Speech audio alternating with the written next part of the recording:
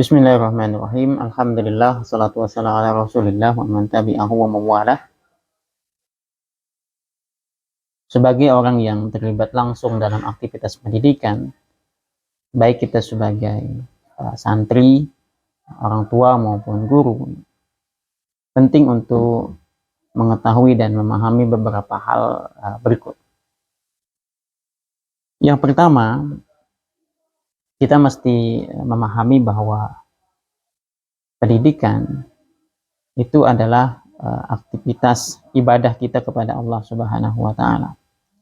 Nah, ini berbeda dengan pandangan bangsa barat ya, di mana mereka menganggap bahwa pendidikan dan seluruh aktivitas di dalamnya itu merupakan aktivitas duniawi biasa yang memang harus netral dan bebas dari intervensi Tuhan.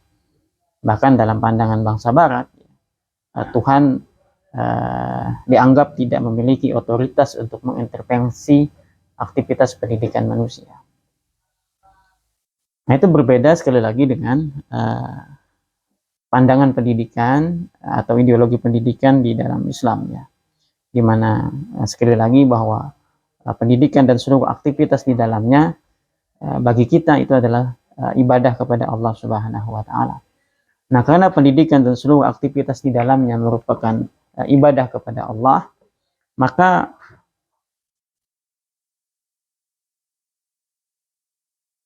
niat dan tata caranya itu harus sesuai dengan tuntunan syariat. Niatnya harus ikhlas karena Allah Ta'ala. Seorang penuntut ilmu ketika melakukan aktivitas belajar, dia harus ikhlas untuk Allah Subhanahu wa taala. Dia tidak mempelajari ilmu kecuali untuk mendapatkan ridha Allah Subhanahu wa taala dan untuk mengamalkan ilmu tersebut. Demikian juga orang tua. Orang tua pun juga ketika memberikan pendidikan kepada anaknya, baik dilakukan sendirian atau dilakukan dengan bekerja sama dengan mitra seperti lembaga pendidikan atau pondok pesantren, mereka pun juga harus meluruskan niat mereka. Dan juga tentu saja adalah guru yang mendidik. Jadi mereka yang terlibat dalam aktivitas pendidikan ya, itu semuanya harus mengikhlaskan niat mereka untuk Allah Subhanahu wa taala. Kemudian selain niat yang harus ikhlas, tata cara atau metodologi dalam pendidikan pun juga harus benar, harus sesuai dengan tuntunan syariat. Itu yang pertama ya, bahwa sekali lagi pendidikan itu adalah aktivitas yang tidak bebas nilai, tetapi justru dia merupakan aktivitas yang syarat dengan nilai, yaitu nilai-nilai ketuhanan. Yang kedua, yang juga penting untuk kita pahami adalah bahwa pendidikan itu sejatinya merupakan tanggung jawab kolektif. Jadi bukan hanya tanggung jawab satu atau dua orang, atau tanggung jawab lembaga, atau tanggung jawab pondok pesantren. Tapi sejatinya dia adalah tanggung jawab kolektif yang melibatkan sekurang-kurangnya 4 komponen, yaitu santri, kemudian orang tua, guru, dan yang terakhir adalah masyarakat secara umum. Jadi 4 komponen ini harus sinergi untuk bagaimana bisa mensukseskan pendidikan, melahirkan manusia-manusia yang soleh dan solehah. Ketika 4 komponen ini, satu diantaranya misalkan lalai dari perannya dan tanggung jawabnya, maka bisa dipastikan pendidikan juga akan terhambat dan tidak menutup kemungkinan juga akan mengalami kegagalan. Kemudian yang ketiga yang juga penting untuk dipahami ya, bahwa mengilmui dengan mengetahui itu jelas sekali perbedaannya. Kalau kita baca buku atau mencatat atau menghadiri kajian, mendengar ceramah ya, mungkin kita mendapatkan pengetahuan tapi belum tentu mendapatkan ilmu. Jadi orang yang memiliki pengetahuan belum tentu dia memiliki ilmu. Nah, sementara orang yang berilmu sudah pasti mengetahui. Ilmu dalam pemahaman kami ya, Dia ibarat hidayah yang tentu saja merupakan hak Allah untuk diberikan kepada siapapun yang dikehendakinya. Jadi kalau kita umpamakan seperti orang kafir yang rumahnya bertetangga dengan masjid, ya.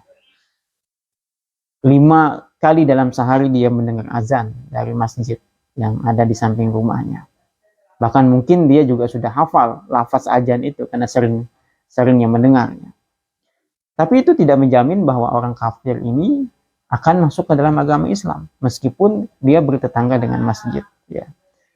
Nah, inilah yang kami maksud dengan hidayah, bahwa meskipun orang rumahnya dekat dengan masjid, apa lafaz azan, tapi tidak menjanji jaminan bahwa dia akan mendapatkan hidayah. Karena hidayah itu sekali lagi dia adalah hak prerogatif Allah untuk memberikan kepada siapapun yang dikehendaki olehnya. Nah, ilmu pun juga demikian. Ilmu mutlak merupakan milik Allah Subhanahu wa taala dan hanya akan diberikan oleh Allah kepada siapa yang dikehendakinya. Jadi meskipun kita sibuk dengan aktivitas belajar, ya, membaca, mencatat, ya, menyimak kajian, itu sebetulnya sama sekali tidak menjadi jaminan bahwa kita akan mendapatkan ilmu dari Allah. Tapi bukan berarti aktivitas belajar seperti membaca, menyalin, menyimak kajian itu menjadi sesuatu yang sia-sia. Justru ketika seseorang bersemangat dalam belajar, membaca, menyalin, ya, mencatat, kemudian mendengarkan kajian-kajian, maka ini berfungsi untuk memperbesar kemungkinan dia diberikan ilmu oleh Allah Subhanahu wa taala, ya. Atau singkatnya adalah kami ingin mengatakan bahwa adab itu merupakan syarat untuk mendapatkan ilmu. Nah, tentu saja kalau kita bicara adab, ya salah satunya adalah bersemangat dalam belajar, ya, bersungguh-sungguh dalam belajar, ikhlas dalam belajar.